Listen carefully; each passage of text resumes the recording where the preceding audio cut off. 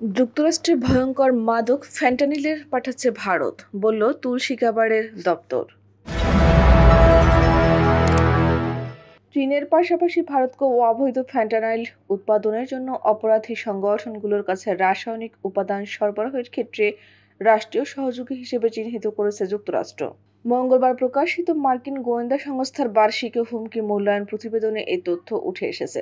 প্রতিবেদনে উল্লেখ করা হয়েছে, ফ্যান্টানাইল সহ অন্যান্য সিনথেটিক অপিওয়েড যুক্তরাষ্ট্রের সবচেয়ে প্রাণঘাতী মাদক হিসেবে পরিচিত, যা 2024 সালের অক্টোবর পর্যন্ত 12 মাসের মধ্যে 52,000-এর বেশি আমেরিকানের প্রাণ কেড়েছে। এই আন্তর্জাতিক অপরাধী সংগঠনগুলো প্রায়শই রাষ্ট্রীয় সহযোগিতায় সরাসরি ও পরোক্ষভাবে মাদক পাচারের রাসায়নিক উপাদান ও সরঞ্জাম সংগ্রহ করে, যেখানে চীন ও ভারত প্রধান উৎস। মার্কিন জাতীয় গোয়েন্দা সংস্থা পরিচালিত প্রতিবেদনে উল্লেখ করা হয়েছে। প্রতিবেদনে আরও বলা হয়েছে, চীন এখনও অবৈধ ফ্যান্টানাইলের রাসায়নিক উপাদান ও পিল প্রেসিং যন্ত্রপাতির প্রধান সরবরাহকারী, যার পরেই রয়েছে ভারত।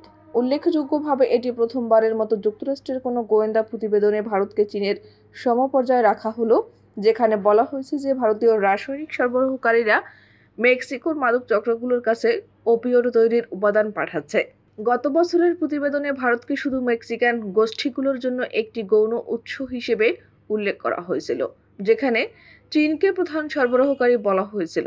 প্রতিবেদনটি এমন সময় প্রকাশিত হলো যখন মার্কিন প্রেসিডেন্ট ডোনাল্ড ট্রাম্প ফ্যান্টানাইল মোকাবিলাকে তার রাজনৈতিক অগ্রাধিকারের অন্যতম বিষয় হিসেবে নিয়েছেন। এ মাসের শুরুর দিকে তিনি বলেছিলেন, আমরা আমেরিকায় ফ্যান্টানাইল মহামারী বন্ধ না করা পর্যন্ত বিশ্রাম নেব না।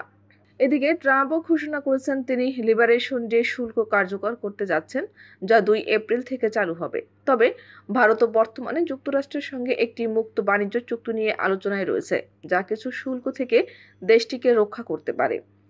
উল্লেখ্য, আমেরিকার মাটিতে খুন আন্তর্জাতিক মাদক পাচারকারী সুনীল যাদব সম্প্রতি ক্যালিফোর্নিয়ার স্টকটন এলাকায় দুষ্কৃতীদের গুলিতে খুন হন এই দুষ্কৃতী। অবশেষে এই হত্যাকাণ্ডের দায় নিল ভারতের লরেন্স বিষ্ণোই গ্যাং। সোশ্যাল মিডিয়ায় এই হত্যার দায় নিয়ে বার্তা দিয়েছে এই গ্যাংয়ের ঘনিষ্ঠ গলি ব্রার ও রোহিত গোদারা। সুনীল হত্যাকাণ্ডের দায় নিজের কাঁধে নিয়ে সোশ্যাল মিডিয়ায় রীতিমতো হুঁশিয়ারি দিয়েছেন লরেন্স গ্যাংয়ের রোহিত গোদ্রা। তিনি লেখেন, সুনীল পাঞ্জাব পুলিশের সঙ্গে মিলে আমার ভাই অঙ্কিত ভান্ডুকে হত্যা করিয়েছে।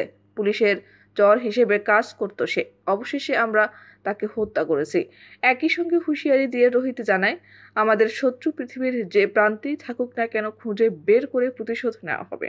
সংবাদ মাধ্যম সূত্রে জানা গেছে, সুনীল হত্যাকাণ্ডের ঘটনায় ইতোমধ্যেই তদন্ত শুরু করেছে মার্কিন পুলিশ।